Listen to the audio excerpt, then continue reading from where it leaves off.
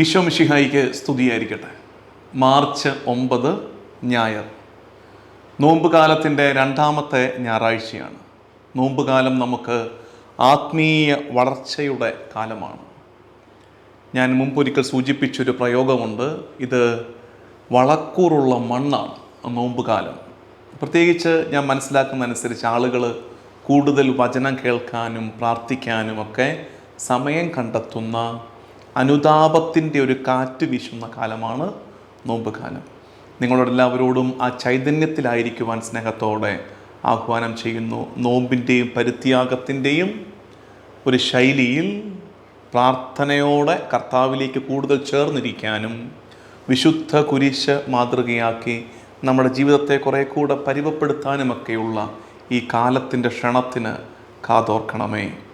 ഇന്ന് പരിശുദ്ധ കുർബാന മധ്യേ നമ്മൾ വായിക്കുന്ന 4 വായനകൾ. ഒന്നാം വായന ജനസിസ്, ഉൽപ്പത്തി പുസ്തകം 5-ാം അധ്യായം 19 മുതൽ 31 വരെയുള്ള വാക്യങ്ങളും. രണ്ടാം വായന ജോഷുവായുടെ പുസ്തകം 4-ാം അധ്യായം 15 മുതൽ 24 വരെയുള്ള വാക്യങ്ങളും. ലേഖനം റോമാ ലേഖനം 6-ാം അധ്യായം 15 മുതൽ 23 വരെയുള്ള വാക്യങ്ങൾ. സുവിശേഷം മത്തായിയുടെ സുവിശേഷം 7-ാം അധ്യായം 21 മുതൽ 28 വരെയുള്ള വാക്യങ്ങളുമാണ്. സുവിശേഷത്തിൽ നിന്ന് നമുക്ക് ആരംഭിക്കാം. ആരാണ് നല്ല ശിഷ്യൻ എന്ന് ഈശോ നമുക്ക് പറഞ്ഞ് മനസ്സിലാക്കി തരുന്ന ഭാഗമാണ് ഈ സുവിശേഷം. പ്രത്യേകിച്ച് മുമ്പ് സൂചിപ്പിച്ചതുപോലെ ഈ നോമ്പ് കാലത്തിൽ കുറേ കൂടെ നല്ല ശിഷ്യനാകാൻ നമ്മൾ ശ്രമിക്കുന്ന ഈ സമയത്ത് കർത്താവ് പറഞ്ഞു തരുന്നത്, കർത്താവിൻ്റെ തിരുഹിതം മനസ്സിലാക്കി ജീവിക്കുന്നവൻ, അവൻ്റെ വചനം പാലിച്ച് ജീവിക്കുന്നവൻ നല്ല ശിഷ്യൻ. എത്ര സിമ്പിളാന്ന് നോക്കുകയെ. ഒന്നാമത്തെ വാക്യം തന്നെയുണ്ട്, കർത്താവേ കർത്താവേ എന്ന് എന്നോട് വിളിച്ചപേക്ഷിക്കുന്നവനല്ല, എൻ്റെ സ്വർഗസ്ഥനായ പിതാവിൻ്റെ ഇഷ്ടം നിറവേറ്റുന്നവനാണ് സ്വർഗരാജ്യത്തിൽ പ്രവേശിക്കുക. അവനാണ് യഥാർത്ഥ ശിഷ്യൻ. അതായത് കർത്താവ് ഏതല്ലെന്നും കൂടെ പറഞ്ഞിട്ടുണ്ട്. ഇന്ന് പ്രാർത്ഥനകൾ അധര വ്യായാമങ്ങളായി ചുരുങ്ങുന്നൊരു കാലത്ത്, പ്രാർത്ഥനകൾ പലതും കൊട്ടിഘോഷങ്ങളായിട്ട് മാറുന്നൊരു കാലത്ത് നമ്മളോടും കൂടിയാണ് കർത്താവ് ഇത് പറഞ്ഞു തരുന്നത്. കർത്താവേ കർത്താവേ എന്നുള്ള വിളികൾക്കപ്പുറത്ത് തിരുഹിതം നിറവേറ്റുന്നവരാണ് സ്വർഗരാജ്യം അവകാശപ്പെടുത്തുക, നല്ല ശിഷ്യരാവുക. അവരുടെ പ്രത്യേകത എന്തായിരിക്കും? അങ്ങനെ കർത്താവിൻ്റെ തിരുഹിതത്തിൻ, അവൻ്റെ വചനത്തിൻ്റെ പുറത്ത് വീട് പണിതവരുടെ, വീട് എന്ന് വെച്ചാൽ എന്താ? അവരുടെ ജീവിതം, അവരുടെ കുടുംബം. മഴ പെയ്താലും കാറ്റൂതിയാലും വെള്ളപ്പൊക്കമുണ്ടായാലും അത് ഭവനത്തിന്മേൽ ആഞ്ഞടിച്ചാലും കുലുങ്ങാതെ നിൽക്കും അവൻ്റെ ജീവിതം. മറ്റൊരുവൻ്റെ കർത്താവേ കർത്താവേ എന്ന് വിളിയൊക്കെ ഉണ്ട്, ഭയങ്കര പ്രാർത്ഥനയൊക്കെ ഉണ്ട്.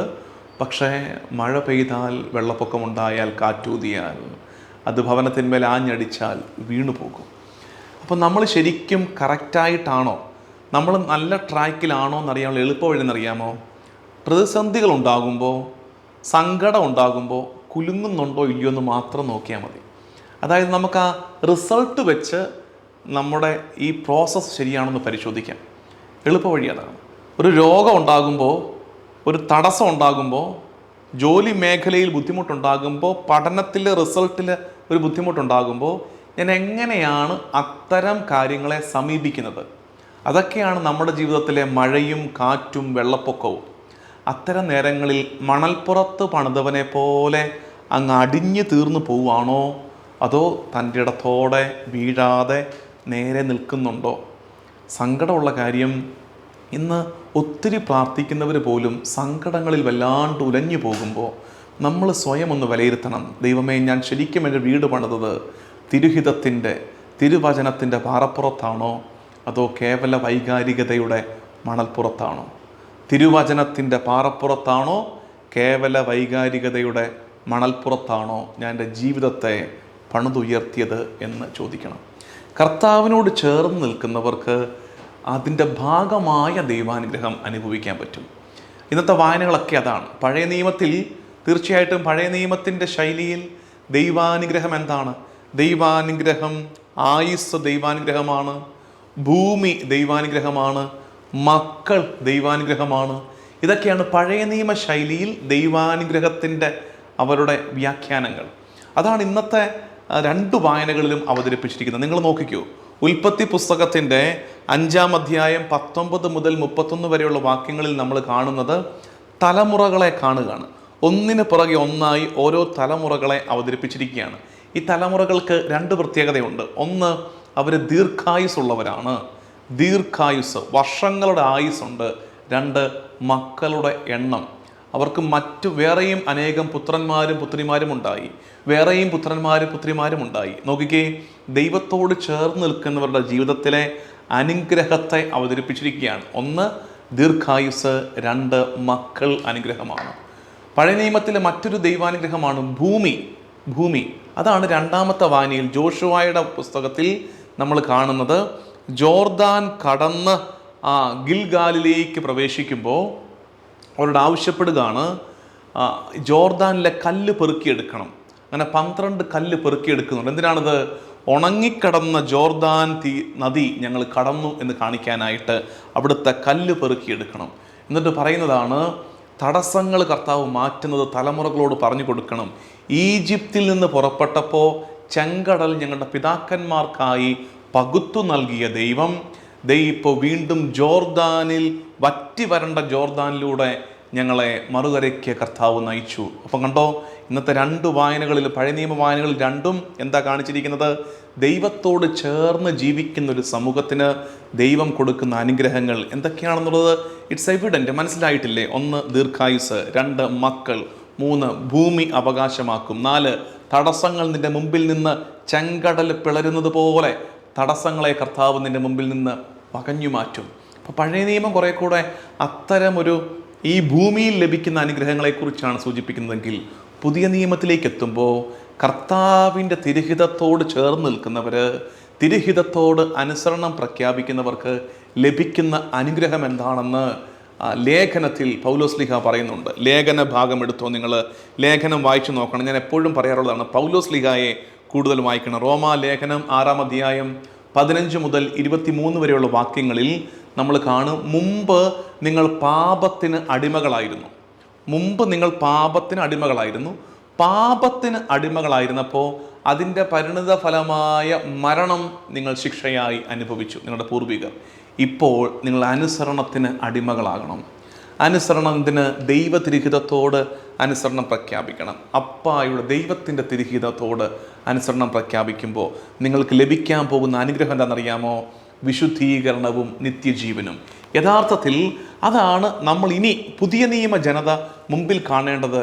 പഴയ നിയമം അവതരിപ്പിക്കുന്ന അപ്രോസ്പെരിറ്റിയേക്കാൾ ഇവിടെ പൗലോസ്ലീഹ അവതരിപ്പിക്കുന്നില്ലേ, കർത്താവിൻ്റെ തിരുഹിതത്തോട് അനുസരണം പ്രഖ്യാപിക്കുന്നവർ അനുഭവിക്കാൻ പോകുന്ന മെച്ചമെന്താ? വിശുദ്ധീകരണം. 1-ാമത്തത്, ഈ ഭൂമിയിൽ തന്നെ വിശുദ്ധീകരണം ആരംഭിക്കും. ഇതിൻ്റെ തുടർച്ചയായി നിത്യജീവിതത്തിലേക്ക് നീ പ്രവേശിക്കും. വിശുദ്ധീകരണവും നിത്യജീവനും തിരുഹിതം അനുസരിച്ച്. അപ്പോൾ എപ്പോഴും ആൾക്കാർക്ക് സംശയമാണ്, അച്ചോ ദൈവതിരുഹിതം എന്നൊക്കെ പറയുന്നുണ്ടല്ലോ, എന്താണ് ഈ ദൈവതിരുഹിതം? സിമ്പിളായിട്ട് പറയാം. ദൈവതിരുഹിതം എന്താ? സുവിശേഷ മൂല്യങ്ങൾക്കനുസരിച്ചാണ് നീ ജീവിക്കുന്നതെങ്കിൽ അത് ദൈവതിരുഹിതമാണ് അംഗീകരിച്ചേ. ദൈവതിരുഹിതം അന്വേഷിക്കാൻ വേണ്ടി നീ ആരെയും തേടിപ്പോകണ്ട. എനിക്കൊന്ന് പറഞ്ഞതായോ ദൈവതിരുഹിതം എന്താണ്? ഇപ്പം അങ്ങനെയാണ്, അതാണ് ഇപ്പം നമ്മുടെ ശൈലി. ഇങ്ങനൊരു കാര്യം, ദൈവതിരുഹിതം എന്താണെന്ന് പറഞ്ഞു തരാവോ? ദൈവതിരുഹിതം എന്താണെന്ന് വെളിപ്പെടുത്തരാനാണ് കർത്താവ് തമ്പുരാൻ മനുഷ്യനായി അവതരിച്ചത്. ഈ ഗ്രന്ഥം നമുക്കായി ലഭ്യമായിരിക്കുന്നത് ഇതിലുണ്ടല്ലോ. സുവിശേഷ മൂല്യങ്ങൾ വെച്ച് ചിന്തിക്കുക. അതായത് മറ്റൊരാൾക്ക് ദ്രോഹം ചെയ്യാതെ നീതിപൂർവം അധ്വാനിച്ച സമ്പത്ത് കൊണ്ട് നീ ഒരു കാര്യം മറ്റ് മുൻവിധികളില്ലാതെ, മറ്റ് നിഗൂഢ അജണ്ടകളില്ലാതെ ദൈവമഹത്വവും മനുഷ്യ നന്മയും ഉദ്ദേശിച്ച് ചെയ്യുന്നുണ്ടെങ്കിൽ ദൈവതിരുഹിതം. സംശയം എന്താ ഉള്ളത്? അങ്ങനെ സിമ്പിളായിട്ട് കുറെ കൂടെ ദൈവതിരുഹിതത്തെ മനസ്സിലാക്കിക്കേ. എനിക്കൊരു വ്യക്തി താല്പര്യം, ഒരു സ്വാർത്ഥ നേട്ടം ഇല്ലാതെ ദൈവമഹത്വം മനുഷ്യ നന്മ ഉദ്ദേശിച്ച്, എന്നാൽ എൻ്റെ അധ്വാനത്തിന് അർഹമായ തിരിച്ചുള്ള പ്രതിഫലം ആഗ്രഹിച്ചുകൊണ്ട് ഞാനൊരു കാര്യം ചെയ്യുമ്പോൾ ദൈവതിരുഹിതം. അങ്ങനെ വിചാരിച്ച് ഓരോ കാര്യങ്ങളെയും കർത്താവിൻ്റെ പദ്ധതിയാണെന്ന് തിരിച്ചറിഞ്ഞ് ചെയ്തു തുടങ്ങുമ്പോണ്ടല്ലോ നമ്മൾ അനുഭവിക്കുന്നൊരു ആശ്വാസമുണ്ട്. അത്തരമൊരു ആശ്വാസമാണ് പാറപ്പുറത്ത് വീട് പണിതവന് കിട്ടുന്ന ആത്മബലം. നിങ്ങളൊരു കാര്യം കൂടെ ദൈവജനമേ ഓർക്കേണ്ടത്, ആ സുവിശേഷ ഭാഗം വായിച്ചു നോക്കണേ. 2 വീടിൻ്റെ മേലും, മണൽപ്പുറത്ത് പണിത വീടിൻ്റെ മേലും പാറപ്പുറത്ത് പണിത വീടിൻ്റെ മേലും എന്താ പറഞ്ഞിരിക്കുന്നറിയാമോ? മഴ പെയ്തു, കാറ്റൂതി, വെള്ളപ്പൊക്കമുണ്ടായി, അത് ഭവനത്തിന്മേൽ ആഞ്ഞടിച്ചു. 2 വീട്ടിലും ഒരുപോലെ. എന്ന് വെച്ചാൽ എന്താ അർത്ഥം? എല്ലാ വീട്ടിലും ഇങ്ങനെയൊക്കെ തന്നെയാണ്. എല്ലാ വീട്ടിലും ഇതുപോലൊക്കെ തന്നെ സങ്കടങ്ങളും ഞെരുക്കങ്ങളും ഒക്കെ ഉണ്ട്. പിന്നെ എന്താ, ചില മനുഷ്യർ അത്തരം സങ്കടങ്ങളുടെ നടുക്കും നേരെ നിൽക്കുകയും ചില മനുഷ്യർ കൂനിപ്പോവുകയും ചെയ്യുന്നത്, വീണു പോവുകയും ചെയ്യുന്നത്. ഉത്തരം ഒന്നേ ഉള്ളൂ. എവിടെയാണ് നീ നിന്നെ പണിതു വച്ചിരിക്കുന്നത്? നിൻ്റെ ജീവിതത്തെ നീ പണിതു വച്ചിരിക്കുന്നത് കർത്താവിൻ്റെ വചനത്തിൽ, ദൈവതിരഹിതത്തിൽ, അവൻ്റെ സഭയോട് ചേർന്നാണെങ്കിൽ യു വിൽ സർവൈവ്. നീ മുന്നോട്ട് പോകും. അല്ലെങ്കിൽ പാതി വഴിയിൽ ഇടറി വീഴും. നമുക്ക് പ്രാർത്ഥിക്കാം. കർത്താവേ, കേവലം കർത്താവേ കർത്താവേ എന്ന് വിളിച്ച് തീർന്നു പോകുന്നവരാകാതെ ആ വിളിക്കപ്പുറത്ത് ദൈവതിരഹിതത്തെ മനസ്സിലാക്കി അതനുസരിച്ച് ജീവിക്കുന്നവരാകുവാൻ ഞങ്ങളുടെ മേൽ കൃപ ചൊരിയണമേ. നമ്മുടെ കർത്താവ് ഈശോ മിശിഹായുടെ കൃപയും പിതാവായ ദൈവത്തിൻ്റെ സ്നേഹവും പരിശുദ്ധാത്മാവിൻ്റെ സഹവാസവും എന്നും എല്ലാ കാലവും കൂടെ ഉണ്ടായിരിക്കട്ടെ, ഇപ്പോഴും എപ്പോഴും എന്നേക്കും. ആമേൻ.